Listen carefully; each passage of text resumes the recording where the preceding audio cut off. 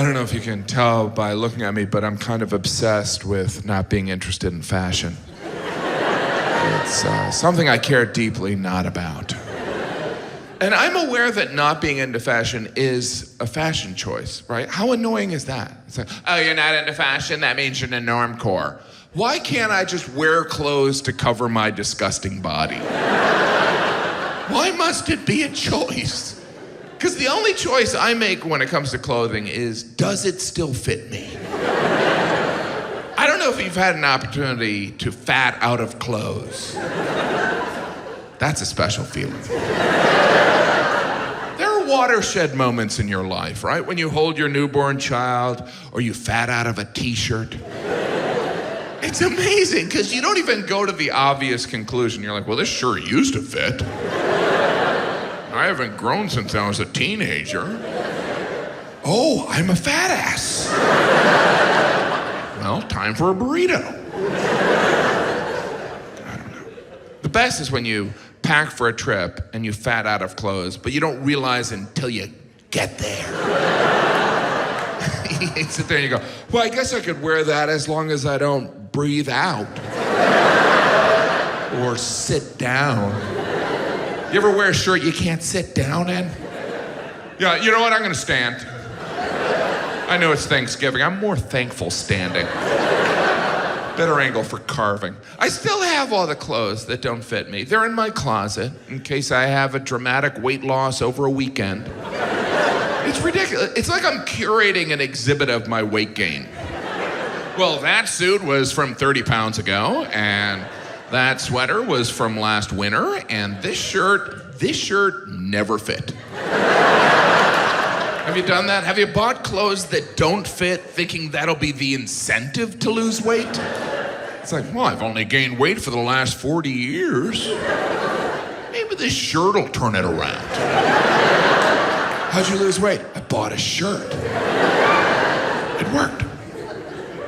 No, fashion's kind of wasted on me. You know, like those fashion shows.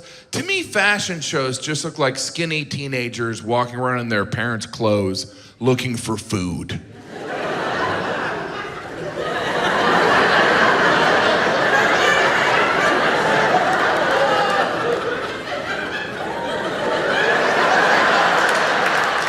Wow, there's no food out there.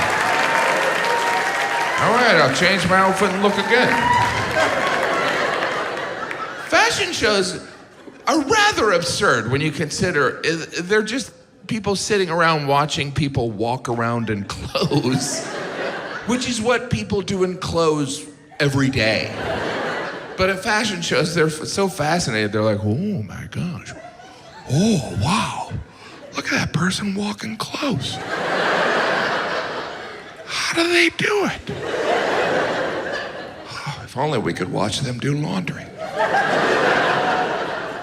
And we all know what a fashion show is because we've seen it on TV. In December, they televised the Victoria's Secret fashion show, which is excellent, by the way.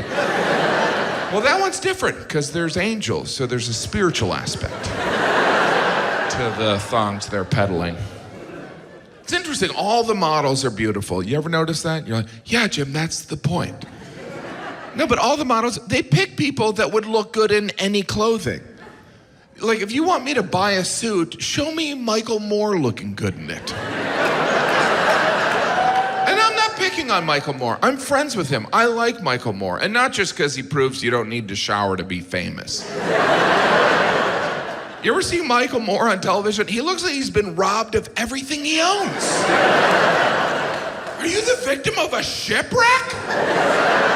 What happened? Pull it together. You won an Academy Award. Stop shopping at the Lost and Found. But I understand Michael Moore's mentality. Fashion's not going to change his life. It's not going to change my life. I look the same whether I'm wearing a t-shirt or a tux. I still look like someone who eats fast food. Probably because I do eat fast food.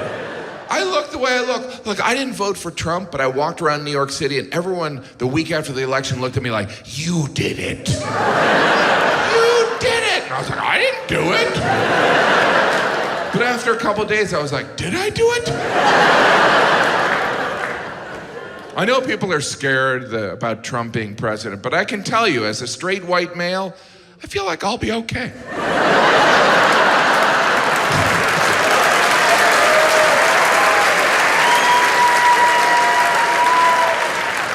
My wife hates that joke.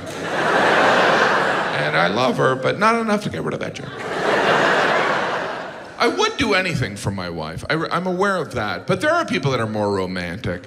Prince Edward abdicated his right to the English throne for the woman he loved. Isn't that unbelievable? He was forced to choose between the woman he loved or being king of England, and that idiot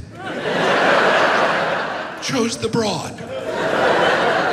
Now, I'm sure in that moment it was the right decision, and I'm happily married, but even in the best relationship, each person has thoughts where they go, I've made an enormous mistake. But we never thought, I could have been king of England. Do you think Prince Edward really ever got over that? Every time he had to empty the trash, he's like, the king of England doesn't have to empty trash. The King of England can chat with his ex on Facebook.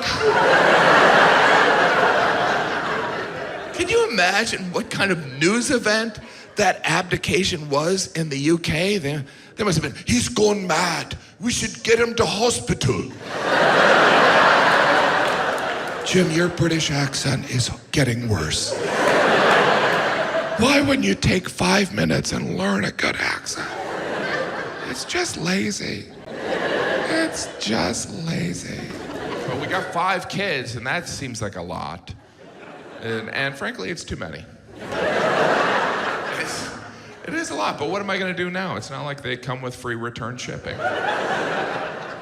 I love having 5 kids. I travel with them because I don't want to be away from them, and also I enjoy the look on waitstaff's faces when I walk in with my family. Because my kids are 5, 6, 8, 11, and 13. And we walked into a restaurant in Dallas, and I saw a waitress look at me and my family and quit her job. I mean, she could have been getting off her shift. I just saw her look at us and throw down her apron and storm off. And I felt like we won. But I like being a dad, you know? I try and do one-on-one time with each of my kids, but it's hard because I travel and there's a lot of them. So sometimes that special daddy and me time is just doing something mundane, like going with me to the post office. It's like, that's right, buddy, just you and me. Going to find out why we got this damn slip on our door. Stick that in the memory bank. My dad, always making time for me. Squeezing me into errands. I remember walking to the post office and listening to him bitch and moan about the federal government. What a guy.